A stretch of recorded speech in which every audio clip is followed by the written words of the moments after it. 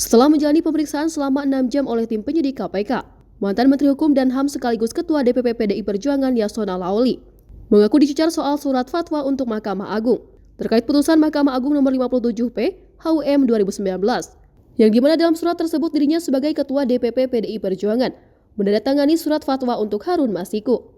Menurutnya surat dari DPP PDIP dibutuhkan untuk menyelesaikan perbedaan tafsir terkait penetapan calon legislatif atau caleg yang sudah meninggal pada pemilu 2019 dan juga menjelaskan surat balasan dari Mahkamah Agung.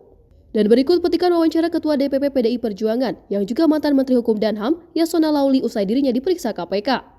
Kapasitas saya sebagai Ketua DPP, ada surat saya kirim ke KPU tentang ke Mahkamah Agung untuk permintaan fatwa tentang keputusan Mahkamah Agung nomor 57. Kami minta fatwa, saya tanda tangani fatwa, permintaan fatwa, karena di situ ada perbedaan tafsir antara KPU dan DPP tentang suara caleg yang meninggal. Saya kirim surat ke DPP, ke Mahkamah Agung, itu yang pertama. Yang sebelumnya kan itu riwayat diri, apa segala macam, SK DPP, SK, biasalah itu formalitas. Tapi inti pokoknya sebagai Ketua DPP, ya, sebagai Ketua DPP, saya mengirim surat permintaan fatwa ke Mahkamah Agung. Ya, karena waktu proses pencalekan itu terjadi tafsir yang berbeda setelah ada judicial review, ada keputusan Mahkamah Agung nomor 57 ya. 57, kemudian DPP mengirim surat tentang penetapan caleg, ya. Kemudian KPU tidak menanggapi berbeda. Kemudian kita minta fatwa kepada Mahkamah Agung. Mahkamah Agung membalas fatwa tersebut, ya, sesuai dengan pertimbangan hukum, supaya ada pertimbangan hukum tentang diskresi partai dalam menetapkan calon terpilih. Itu. Yang kedua, ya, yang kedua adalah kapasitas saya sebagai menteri. Saya menyerahkan tentang perlintasan Harun Masiku. Itu saja.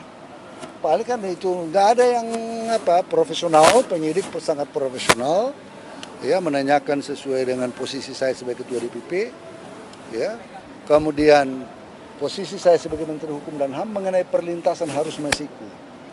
Meski demikian, Yasona Laoly tidak merinci lebih jelas surat yang diurusnya pada tahun 2019. Sebagai informasi, pemeriksaan ini berkaitan dengan kasus suap pergantian antar waktu atau PAW, anggota DPR RI yang menyeret buronan Harun Masiku.